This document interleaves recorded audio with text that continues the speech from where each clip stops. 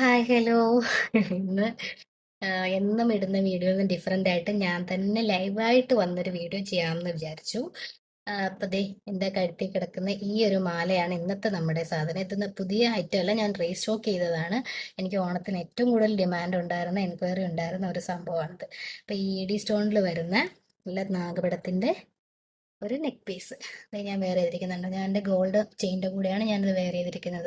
അപ്പം നമ്മുടെ സൽവാറിൻ്റെ കൂടെയോ ട്രഡീഷണൽ ലുക്കിൻ്റെ കൂടെ സാരിയുടെ കൂടെ ഏതിൻ്റെ കൂടെ നമുക്കിത് പെയർ ചെയ്യാൻ പറ്റുന്നതാണ്.